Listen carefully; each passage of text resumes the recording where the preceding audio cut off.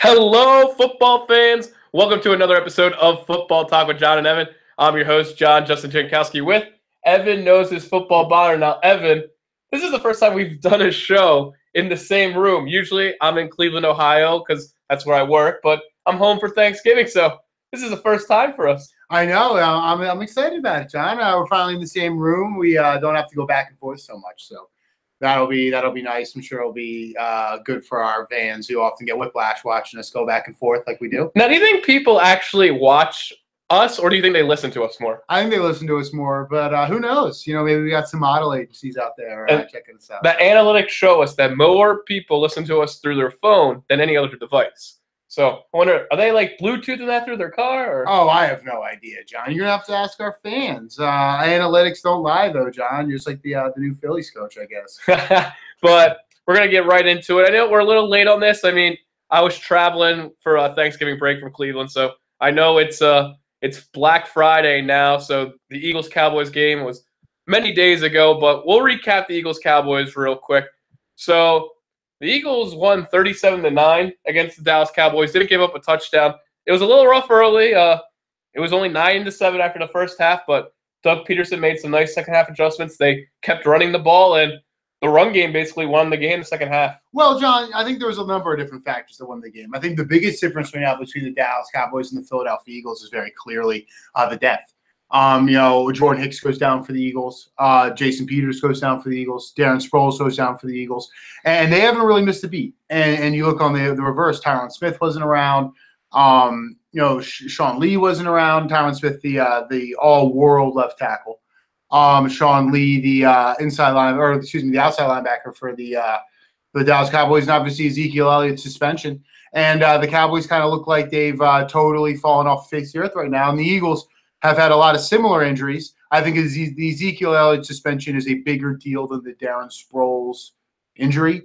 But you look at the left tackle, the linebacker position, the Eagles have really been able to continue to go without really skipping a beat, whereas the Cowboys really relied on those guys. They don't have a whole lot, backing them up. So what I'm trying to say is the Eagles right now, their depth is phenomenal.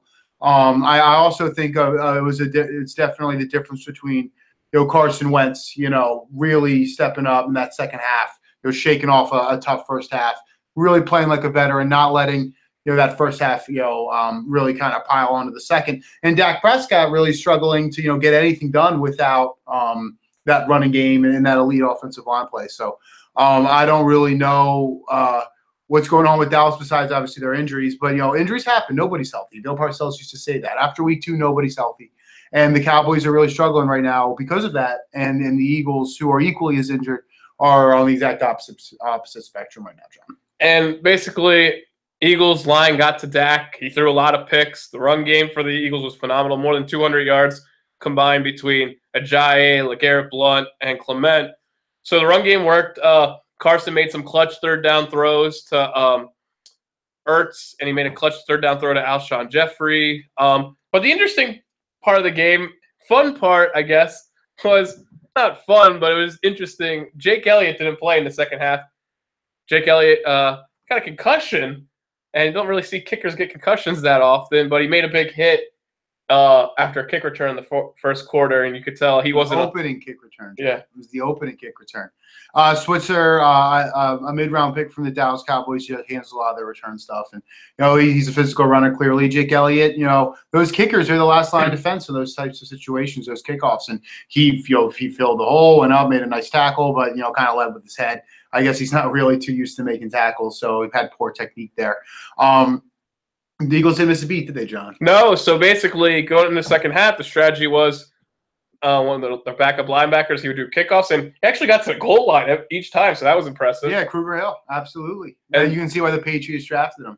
And then you saw Eagles just said, we're going to go for 2 every time, and they were 3 for 4 going for 2. They were 3 for 4, John. And the one that they didn't get was a Zach Ertz fumble. That the play design worked out well. He slipped open. Nice little screenplay, caught the ball, tried to turn up the field, and got the ball juggled loose right before he broke the plane, so ended up not working out. And luckily, the Eagles made the tackle because that could have been a 2 points going the other way for the Dallas Cowboys. That's how that works. But yeah, again, Bailey is injured for the Cowboys, and Jake Elliott and Caleb Sturridge is injured for the Eagles, and it really didn't seem to bother them too much. And it absolutely hurt the Chargers the following week when they played the Cowboys. The lack of kick return. But it goes to show, or just kicking game, it goes to show just how good Carson Wentz and the Philadelphia Eagles offense is in the red zone, where they didn't have to, really change much because they were scoring touchdowns and didn't have to settle for field goals. So very encouraging. And I'll transition to our next topic. So Jake Elliott had to go through the concussion protocol. All week, everyone's worried, should they sign a kicker? Like, should they bring in kickers to work out? And not really much activity. Elliott's been practicing, no contact, but he's been booting field goals in practice. And Dave Spadaro, Eagles insider, said that Jake Elliott's good to go. He's playing Sunday, so very good news because, yes, the Eagles were successful. The linebacker was getting to the goal line on kickoffs, and yes, we were 3 for 4 and 2-point conversions, but they used to want to play with the kicker. So Jake Elliott will play, so it'll be nice to have extra points again. Oh, yeah, it absolutely is a luxury that most teams have. And it's funny, I think injured kickers are a lot like, the overtime process and, in tie games. Whereas you'll go years and years and years and your kicker will never get hurt. Nobody thinks twice about it. Same thing with overtime games. You go years and years and years, never have a tie game, so you don't think about it. Then once every 5 years you get a tie, and everyone starts complaining about changing the rules. So it's the same thing with the kicker. Go years and years and years, kicker never gets injured. Kicker gets injured all of a sudden. Should we keep 2 kickers? Should we practice backup kicks? This or that. So that's always going to be there. But you know what? The Eagles were able to survive the storm. Hopefully Jake will be 100%. Because I think he's a darn good kicker when he's healthy. I know he misses some extra points, but I really like Jake Elliott. I like his topside ability. I love his range. Clearly hit a 61-yarder to win the game in week 2 versus or 3 versus the New York Giants. So, that's huge. Having that type of element where you really don't have to cross much farther than the midfield line to have a chance. Now, you say it never happens, but it does happen, but remember when we were freshmen in high school, that's 12 years ago for the folks at home that don't follow Evan and I's age. David Akers got injured at home against the Oakland Raiders. It was the year after the Eagles went to the Super Bowl. And Mark Semino was like the emergency kicker. He misses the field goal. They actually have to trot Akers back in at the end of the game, who's clearly injured, and he's like in tears, and he knocks the game-winning field goal. But that was the last time I remember an emergency kicker for the Eagles was Mark Semino back when we were freshmen in high school. Yeah, it does happen, John, but I said once every 5 years, I was 12. No, I was just reminding viewers that, do you remember that Mark Semino game? I do. I was there against the 49ers. Absolutely. That was why. 2005. And me and Evan, we got a coffee this morning, and we were just talking I wonder how much Kruger Hill practices kicks. We don't know. I doubt he practices too much because if you're practicing kicks, he's not practicing linebacker, and he's not established enough linebacker to not be practicing that position. So I think it's just nice to have somebody like that as a utility guy. I'm sure that the Eagles had some idea that at some point in his background he kicked a little. I think he was the established emergency kicker, but I think he did it in high school. But I don't think he practices kicking, and I don't think it's going to change because of this injury. Now, so Jake Elliott's playing versus the Chicago Bears. The Chicago Bears 3-7. Now, probably some of you, most of the viewers at home are Chicago Bear fan. Don't know much about the Chicago Bears. And the Bears, they're not really a team that gets that many primetime games lately because they haven't been that good lately. Yes, the Chicago market's a very big market, but who are the Chicago Bears? So Evan and I watched highlights of their last couple of games, and we'll go through their main players that we think will have an impact on the game. But we'll start off with Mitchell Trubisky. Don't call him Mitch. It's Mitchell Trubisky. He wanted to let everyone know that at the NFL draft. I actually spoke with his mom and dad and Mitch when I covered the NFL draft on Media Row. So they were really surprised they didn't go to Cleveland because, he is from the suburbs in Cleveland. They really wanted to go to the Browns' hometown kid. Obviously, Cleveland went the route of Myles Garrett. But he went number 2 overall to the Chicago Bears. And the Bears are being very, very conservative with him. He's not throwing 20 passes a game. But one thing Evan noticed is this is a kid, when he panics a little bit, he gets happy feet, Evan was saying.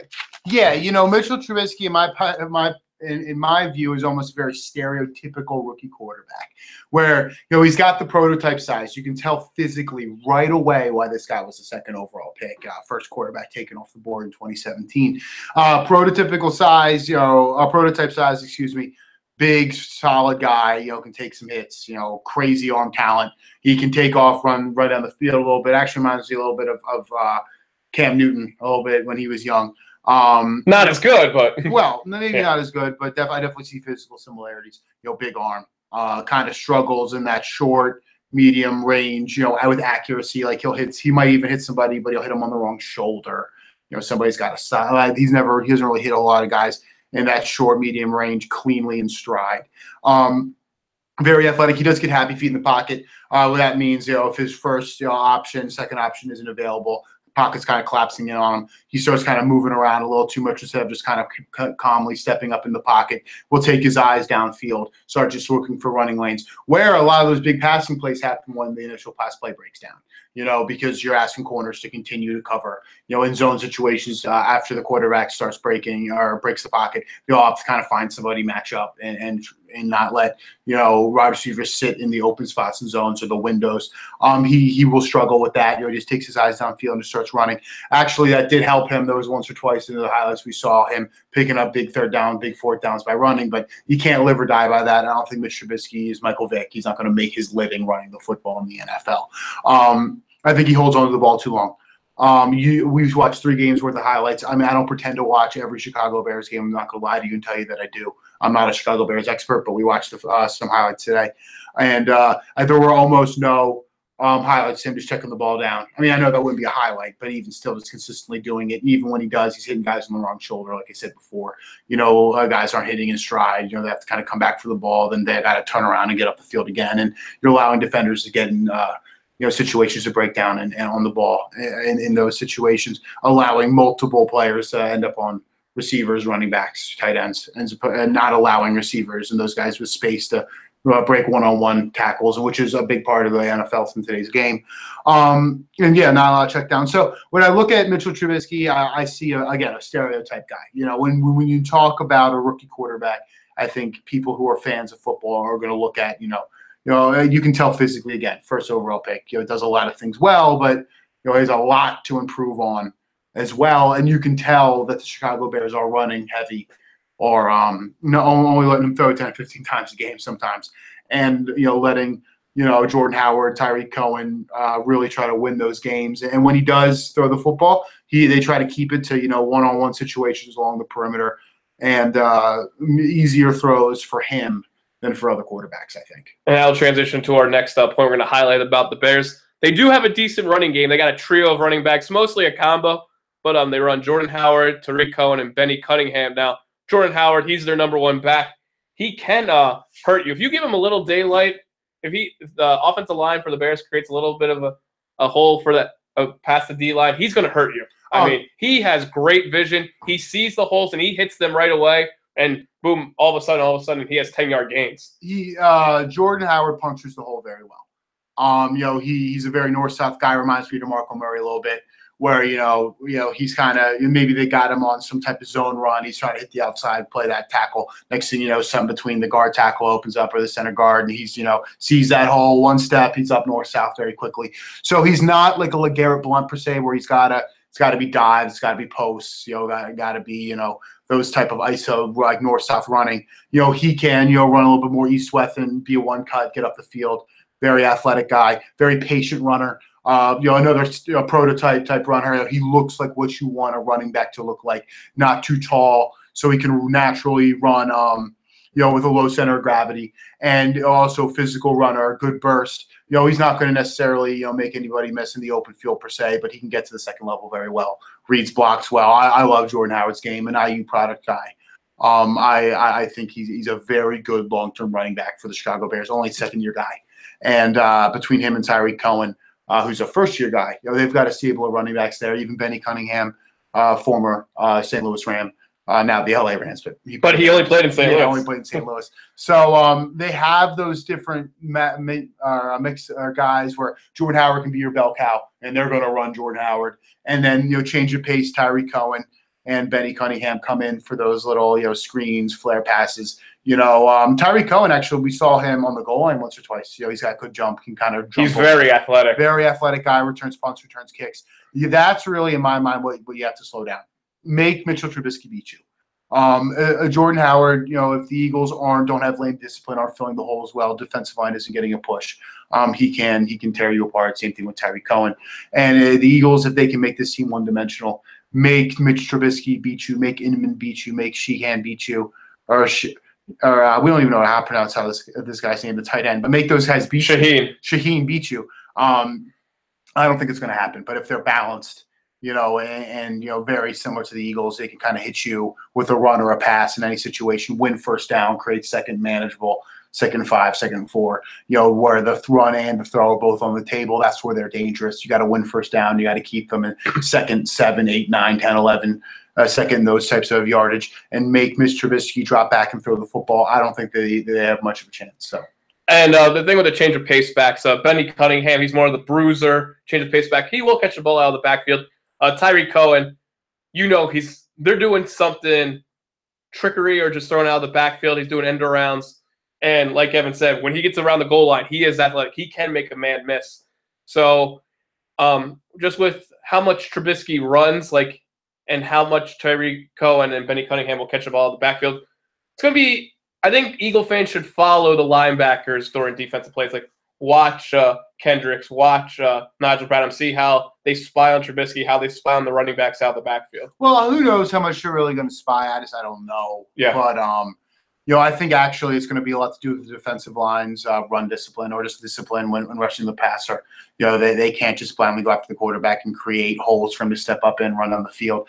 But they might do a spy, but spies only really work in those man situations where there's one guy's job is to stare at the quarterback and everyone else is in man. You really can't do that in zones, even though you are looking at the quarterback dropping back, because you have to be cognizant of if any receivers coming into your zone. So, and the Eagles run a lot of zone right now. They do man coverage. I think now that Ronald Darby's back, you're going to see more of it.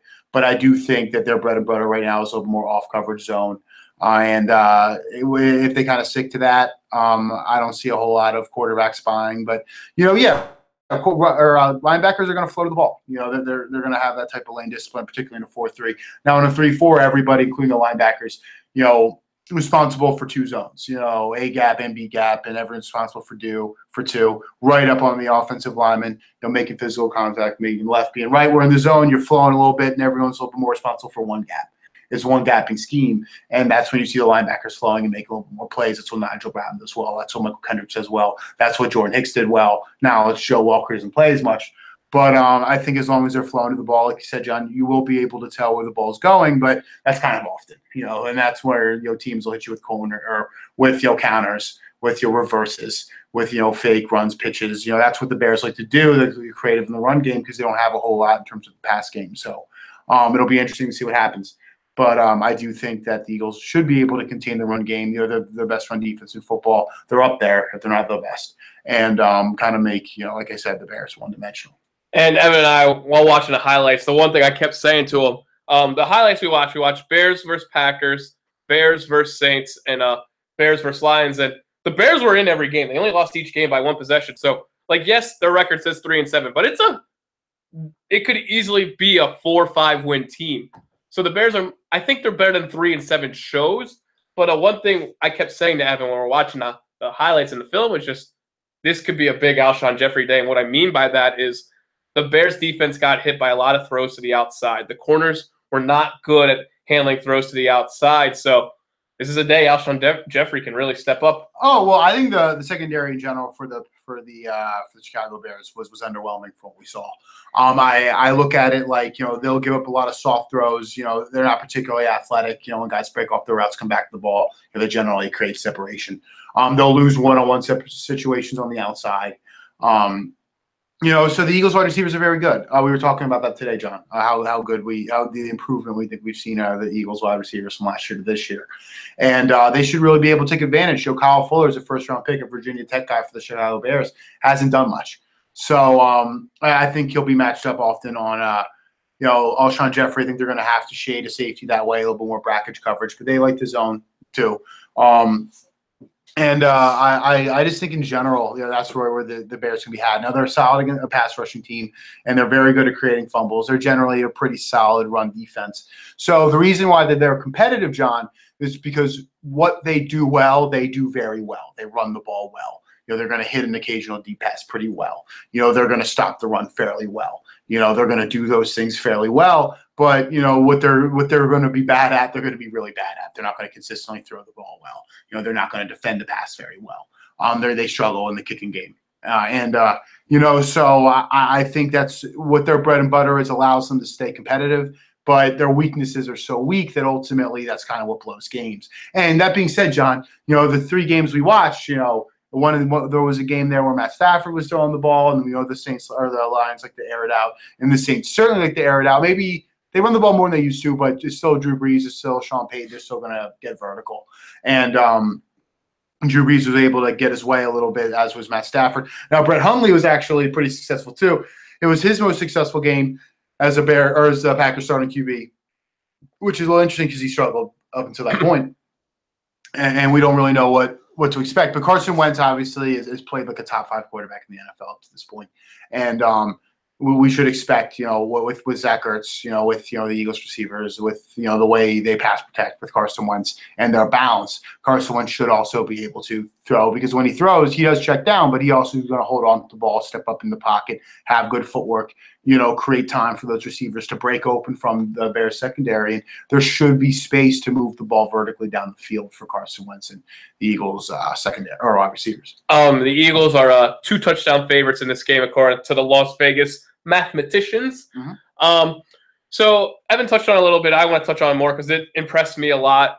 The Bears know how to tackle, and I know it sounds very fundamental, but one thing that very impressed me was they forced 3 fumbles against the New Orleans Saints. New Orleans Saints might have the best running game in football this year. They got Kamara and Mark Ingram. They made Kamara fumble once. They made Mark Ingram fumble twice. And what I like is when they wrap, they also punch at the same time. We also saw them do it against the Lions. We saw them do it against the Packers. So this is a team where the Eagles will really have to make sure they protect the football because, you don't really see fumbles as much as interceptions, but a turnover is a turnover at the end of the day. And this is a Bears team that knows how to wrap and tackle. It's funny, certain teams in the NFL just do the same things well every year, regardless of who the coaching staff is or the personnel.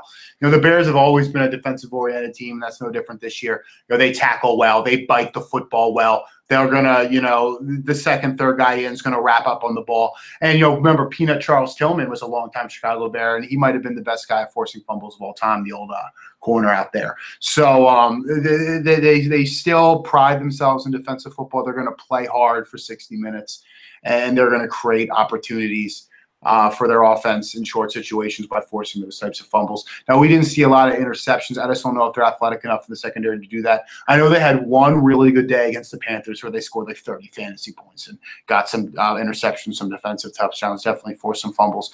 But it's just interesting, John. There has been so many different Bears coaches, personnel over the years, and no matter what, they seem to win and lose based on their defensive effort. It always just seems to be the case. And I don't know if that's the front office and that's just what they value.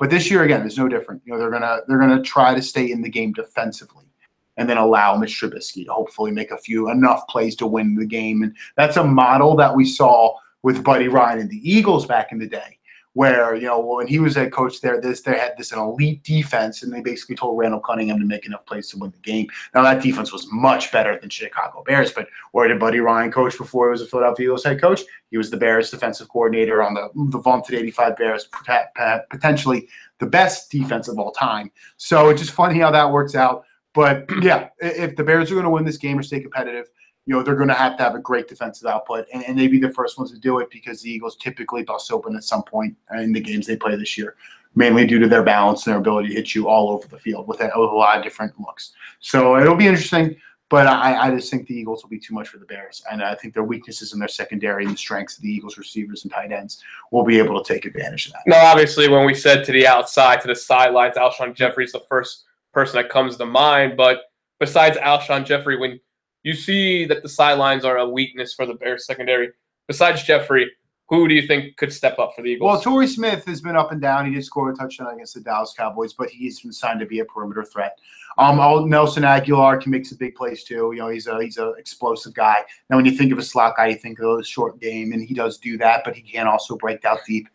Zach Ertz is a much more athletic tight end than people even today give him credit for. He can certainly win one-on-one matchups against safeties and linebackers and create some space for himself to get up the field. I also kind of look to guys like Corey Clement actually have a pretty big game. Not only because due to injuries he's going to be starting for me in fantasy this week, but also he scored touchdowns in the last 3 games, 50 yards rushing last week. I think he's had at least 50-yard rushes in the last 2-3 weeks, and he's kind of taken on that Darren Sproles role where he's going to get the ball a lot. In goal line, screen passes, those types of situations, scoring touchdowns there. I think the Eagles' offensive line getting out into space is much more athletic than the Bears' defensive line and their linebackers, and I think you're going to see Corey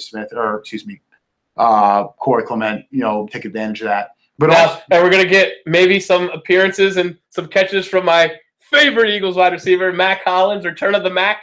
Mac Hollins, very good receiver. And actually, I thought about that too. I think this is going to be a big day for a number of different Eagles receivers. So he's another one who is he's consistently a part of this team, even when he doesn't get a single snap offensively because of his abilities and special teams. But he's also shown to be vertical and win one-on-one matchups. He's a very physically gifted player. Caught a lot of deep balls in North Carolina. Actually made Mitchell Trubisky's could have made him into a first overall pick because he was catching a lot of those deep balls. So now he's on the Eagles. We'll see what happens. It's interesting the Eagles have the best record in football still. They're playing the Bears, who are another 3-7 team.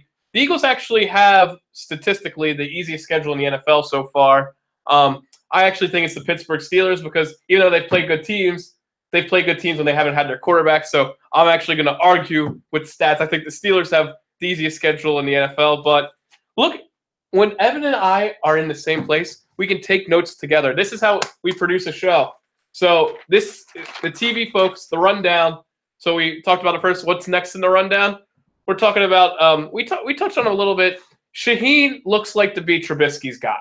So if you're looking for a target that Trubisky is going to try to hurt the Eagles with, it's Shaheen. He's the Bears' tight end. We saw him score a touchdown. We saw him score a pretty big gain. So but he made plays like what Evan said. When the play breaks down, that's when Trubisky was making plays. So Eagle fans should watch out for Shaheen. But I mean, it was something Evan and I were discussing in our pregame was that before the NFL draft, when Evan and I were doing this podcast in January, I made a list of 100 players, and Evan and I broke down each player in the NFL draft that I thought would be important for Eagles maybe to draft. We really looked at O-line, we really looked at wide receivers, running backs, and corners. You look at O-line, it's been solid. You look at the wide receivers, been solid. Look at the running game, been solid. Look at the corners, been solid. I mean, Evan's favorite player, Patrick Robinson, may even go to the Pro Bowl. Now Ronald Darby's back. Has a great first game back against the Dallas Cowboys. Did an excellent job on Dez Bryant. Now, we all know Dak and Dez haven't clicked yet, but it's kind of wild. The 4 positions that I said were weak before the draft are all solid this year. Well, the Eagles have done a very good job turning weaknesses into strengths, and I think that's a huge part why they've been successful. Now, obviously, the schedule hasn't hurt, and I don't disagree with that. But you got to play your schedule, and you are where your schedule says you are. And right now, the Eagles are. And that's the benefit of being a last place team last year. You play the last place teams. And I look at this like, the Eagles right now, they're so balanced. Their offensive line, you're saying they're solid. They might be the best offensive line in football right now, and that's huge.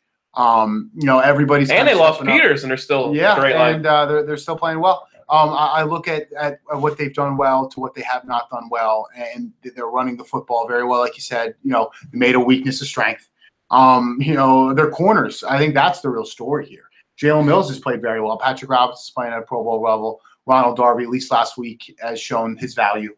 And the safeties are there too. Corey Graham has stepped up and played well in the big nickel situations when they drop Malcolm Jenkins down into the slot. So I look at this team as that the Eagles have done a phenomenal job on the outside, really making their weaknesses, their strengths, and then bolstering what they already were good at. And then obviously, a franchise quarterback, has a tendency to clean up for a lot of other issues. And Carson Wentz is certainly playing like it. Now it'll be interesting to see what happens when the Eagles play, the LA Rams. When they do those things, even the Oakland Raiders are still can play well. So I think the schedule has a lot to do with it, sure. But the Eagles, you are what your record says you are. Your record says you're 9-1, the best team in the NFL, and everything else is really just talk. And speaking of the LA Rams game, this is according to Mark Farzetta with a 94 WIP. A little shout out to Mark Farzetta for sending this information out. More than likely, the Eagles-Rams will be flexed into a Sunday night game. Now, the Eagles-Seahawks is already a Sunday night game, so after the Bears, they might be playing back-to-back primetime games, and that's what happens when you only have one loss on the year. You get primetime scheduling. Well, all that really means, John, is it's a literal week now in between games. If you played 1 o'clock, then 1 o'clock, it wouldn't sound weird, but it's still a literal week.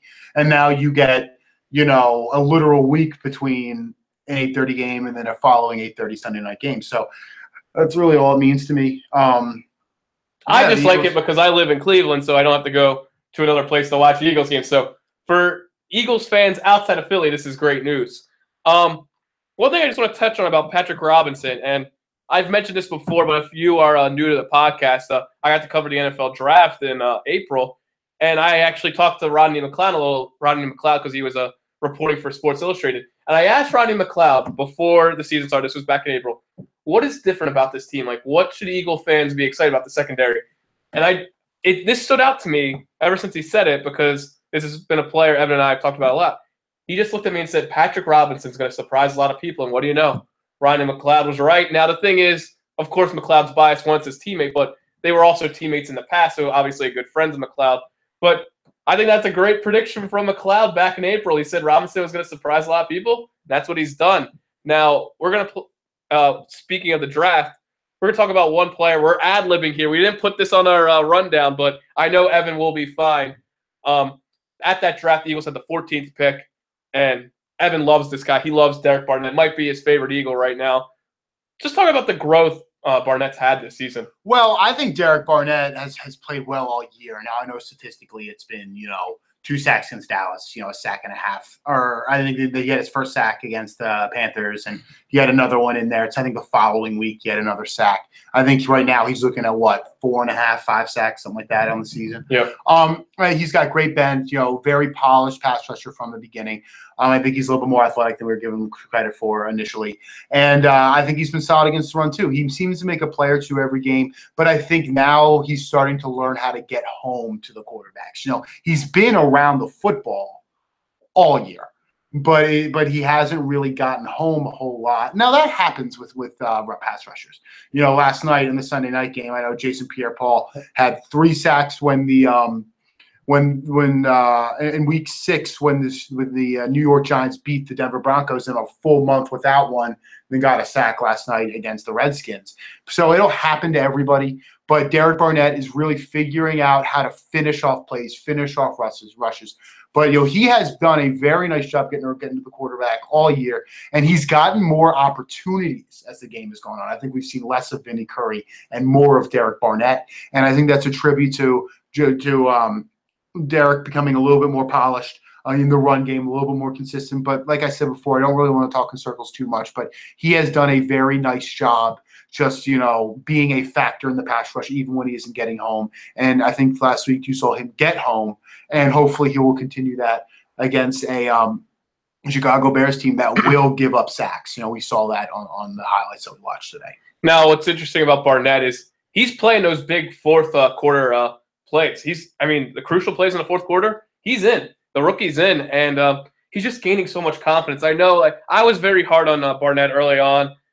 He wasn't playing up to my expectations. I know he was a rookie, but he was making dumb penalties. He was making dumb mistakes. But he's really grown. You haven't seen those dumb penalties lately, and he's just getting better each week. I know Evan says he's done things well the whole season, but I've seen vast improvement with him, and it's just great to see the 14th overall pick playing this well. And I said this week 3 of the podcast that I wasn't happy with the rookies because we were at a point where Mac Hollins and Barnett were the only rookies active. Renzel Douglas.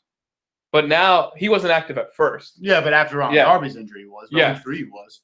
But now we're seeing Douglas contribute. We're seeing Mac Hollins contribute. We're seeing Derek Barnett contribute. I know he wasn't drafted, but we're seeing Clement. I mean, Clement's he's a part of that. He's a part of that rookie class. So I was giving the Eagles such a hard time early that the rookies weren't contributing, but it just took the season to progress. And I mean, I'm always going to be a little tough on Howie because I haven't agreed with Howie Roseman's decisions in the past. Then he had the whole Howie versus Chip war. So I'm going to be more tough on Howie than I probably should be because we've been burned so many times with the Dream Team and all that. But Howie's done a great job lately. Howie has done a phenomenal job. Clearly he drafted well this year. And clearly he won the offseason. And for the first time in a long time, winning the offseason has translated to winning football games because usually the teams that are a little more quiet in the offseason are like the Pittsburgh Steelers, the New England Patriots, usually are a little more quiet, and the Eagles are making these big splashes and it never really works out. Well, this year, so far, it seemed to work out. And Howie's getting better. He's always – this great guy with the cap and making moves, and he's going to need it because there's still, even with the Timmy Jernigan re-signed, there's still a lot of big players that need to be re-signed. So I would anticipate Vinny Curry getting let go, making a little bit more room for Nigel Bradham for Alshon Jeffrey. And then Nelson Aguilar is on the last year of his deal too. So you have to figure out they're going to have to get creative to keeping the bulk of these players around. So I think even though these players are all very young and it's still only the first year, I think the window of opportunity is a lot smaller in Philadelphia than we initially thought it was. Now we're going to recap the NFC East. The Eagles can win the NFC East on Thursday. Yeah. What the Eagles have to do is the magic number is 2. So either Dallas loses twice or the Eagles win twice, or a combination of both. So if Eagles beat the Bears, and on Thursday Night Football this week, Dallas plays the Redskins. If the Redskins beat Dallas, Eagles win the division as long as the Eagles beat the Bears on Sunday. So kind of crazy. The Eagles can clinch the division before December. You know what? It harkens us back to middle school, John, with Andy Reid and Donovan and what they were able to do from 2001 really to 2005. So they're playing well right now, and hopefully, they'll continue to press and get better, and really, the division might be wrapped up at that point. But, even if, they get to that 10th win, wrap up the division and start to lose, people aren't going to be too happy with it. So they have to stay on the pedal to the metal, get that bye week, get home field advantage, before you really worry about anything else. But I do think that with the culture we've seen so far, with the locker room, with the leaders that we have, and with Doug Peterson, Frank Reich, and what, Jim Schwartz and what that staff's been able to do, I think we can fully anticipate that they kind of keep their eyes on the prize, see the long-term, goals. Obviously, initially when we first started the show or came back, I guess, in the summer, we were talking about, if they won the division, this would be a success. Well, now we're looking at this at week, 11? And if they don't win a playoff game or two, it'll be a total disaster. It's funny how expectations can change so quickly. But if they don't, continue to keep their pedal to the metal, stay aggressive, pretty much injury-free from here on out, there's going to be issues. And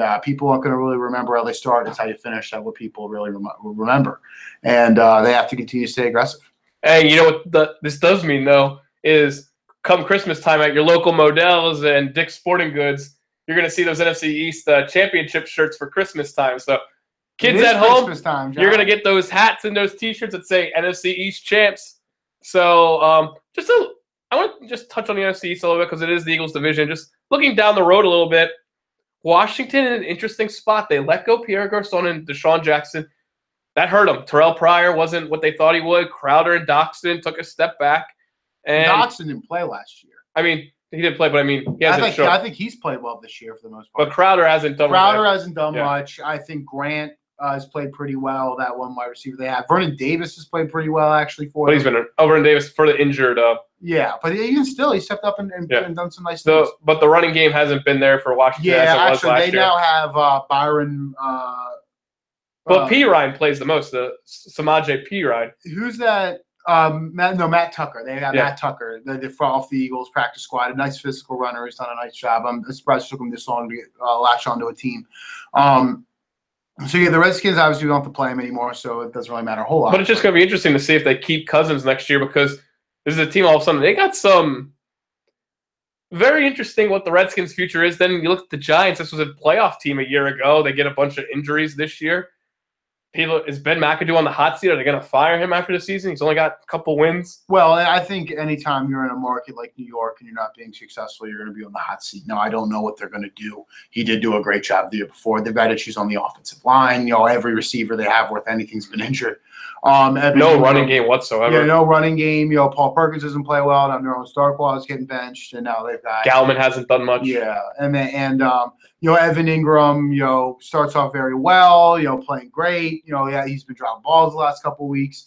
They've had a couple of weeks where the defense has played very well for Spagnuolo, and then there's been weeks where they haven't done much. So Jason Pierre-Paul has been up and been down. They've got injuries at the linebacker position. They're not particularly athletic there.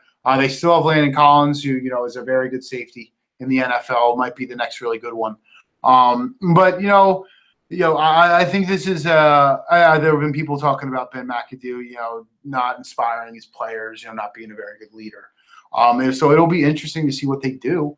But I'm very excited to see us play the New York Giants again, because there's a good chance we'll get another easy win. But they're going to fight hard. This NFC East, even if it becomes technically over, these teams are still professionals, and they can become spoilers. Players playing for contracts too come the end of the year. And we were talking about this.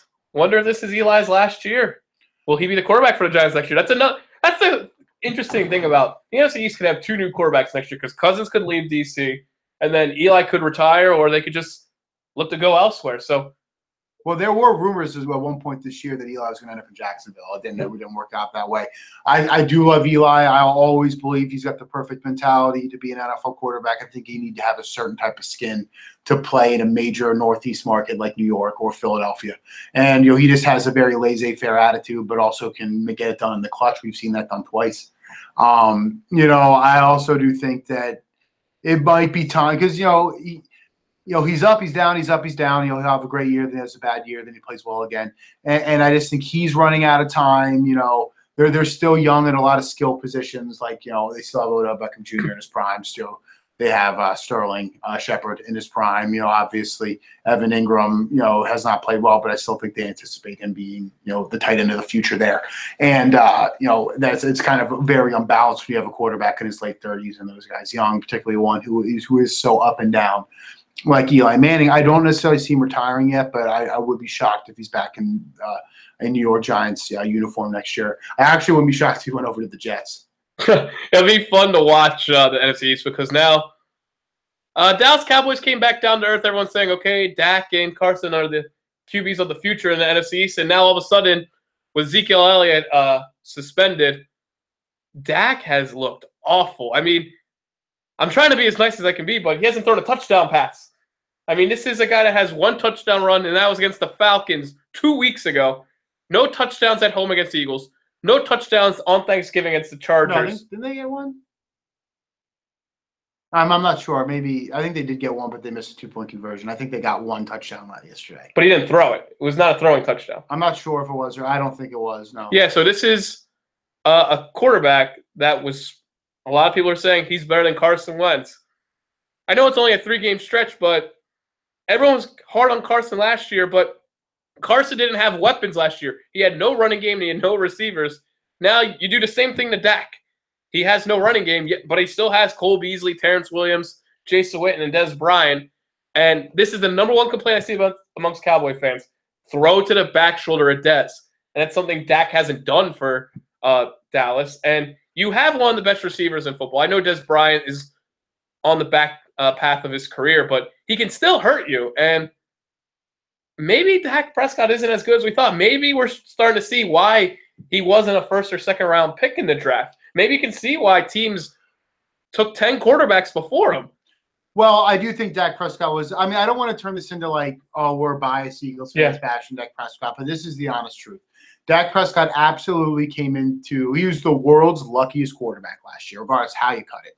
This was maybe the best offensive line since the early 90s, with the Great Wall of Dallas back in the early 90s with the triplets and all that stuff. On a fantastic running game, elite receivers, very good defense that was playing over their heads last year a little bit. Jason Witten's still on the team. And Dak, he was never asked to do anything that he wasn't comfortable doing.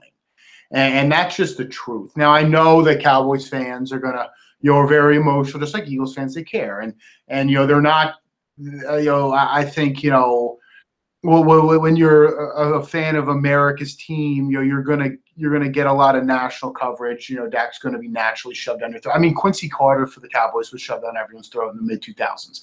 I mean, if you're the quarterback of the Dallas Cowboys, Chad Hutchinson too. If you're the quarterback of the Dallas Cowboys, you're gonna get some national. Man, we saw some bad Cowboy quarterbacks. Yeah, Ryan Leaf started a couple games. Randall Cunningham at the very end of his career played a little bit. That was a pickle juice game. Randall Cunningham, pickle juice game. But I look at Dallas, and even now, the Cowboys fans will talk about injuries, talk about the Ezekiel Elliott suspension.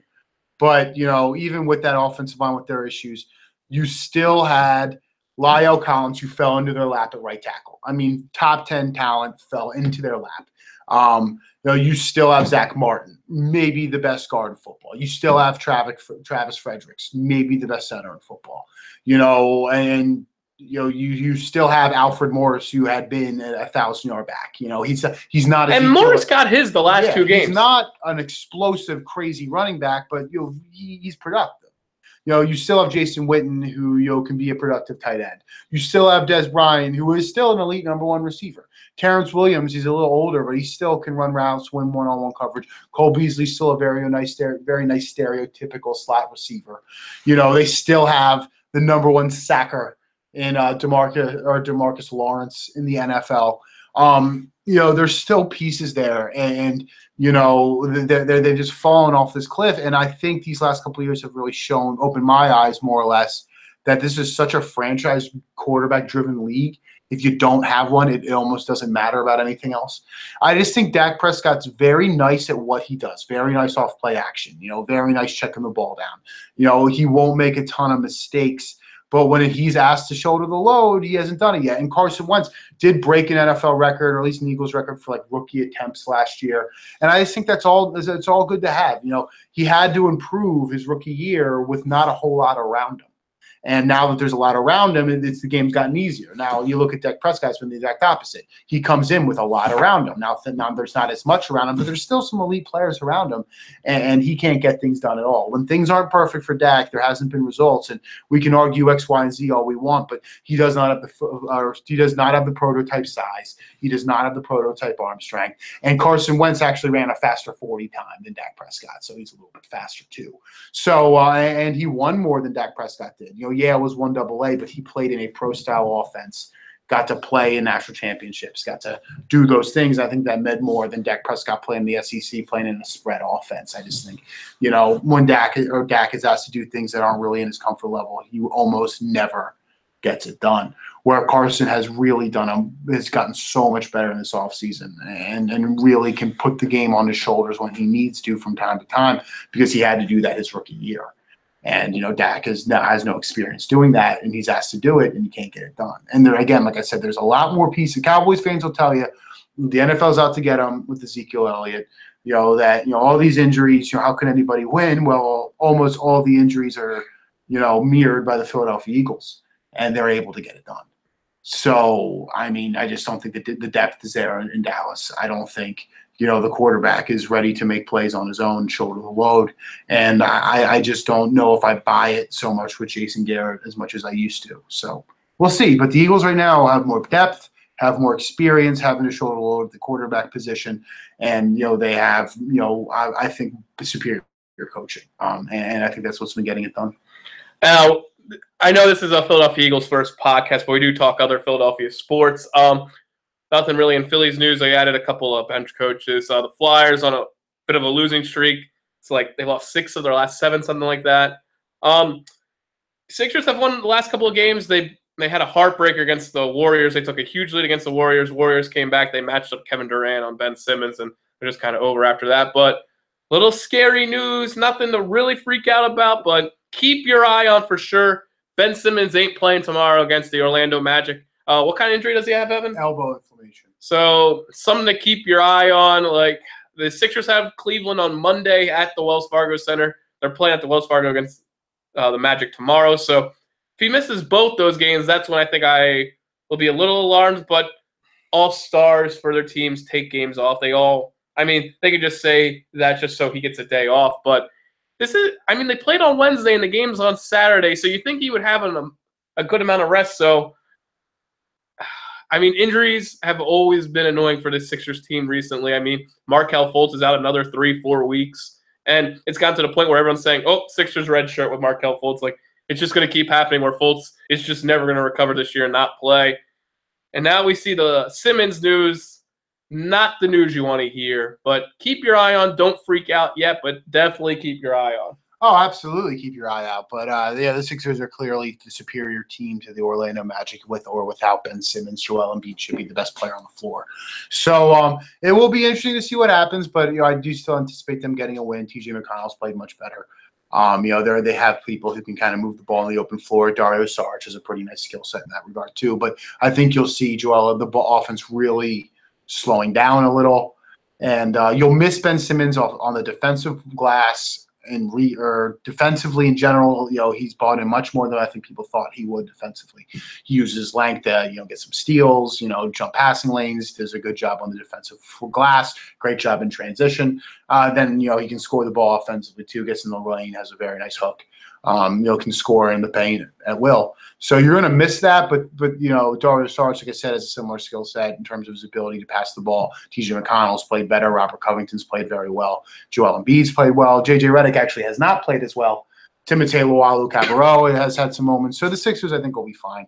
I don't really know who's in, except for Aaron Gordon, who's in Orlando, but I'm not too worried. I think the Sixers going to win. I think Ben Simmons will be back the next game, and I think we'll be fine. I hope he's back on Monday because I really want to see the Sixers with a full, healthy lineup go against the Cleveland Cavaliers, because I think Ben Simmons, a healthy Embiid and Simmons going against the Cavs would be a real good test just to see where the Sixers are at. I know the Sixers, they should have been 2-0 against the best team record-wise in the West, the Houston Rockets. They should have been 2-0. No excuse for losing that first game, but they did go into Houston and beat them. They hung in tough the second game against the Warriors. They could have won that game, but the Sixers never had a chance in the third game of the year against the Boston Celtics. So I think I really want to see, this team has grown a lot since the first game of the season, and I really hope Simmons is healthy on Monday because I think the Cavs would be a great test to see how far this team has come. Yeah, you know what?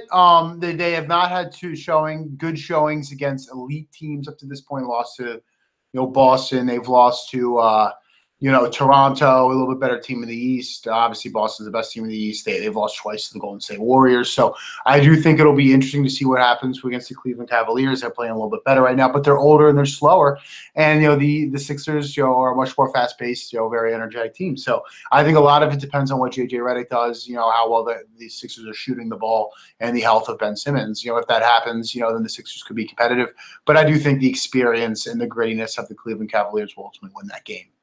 But interesting about the Cleveland Cavaliers, last year they were a three-point shooting team. This year they're more of a drive-to-the-basket team. And I think that's where the Sixers kind of excel at. They can defend the basket. Joel Embiid, absolutely. So that'll be an interesting matchup to see. Evan and I will probably have a recap of the Chicago Bears-Eagles game on Sunday or Monday. So we'll definitely be back here. We're going to have another show together because I'm not going back to Cleveland till next week. So that's all we got for today. We'll see you guys later. It's good to have you in my house, John. Peace, everybody. Nice.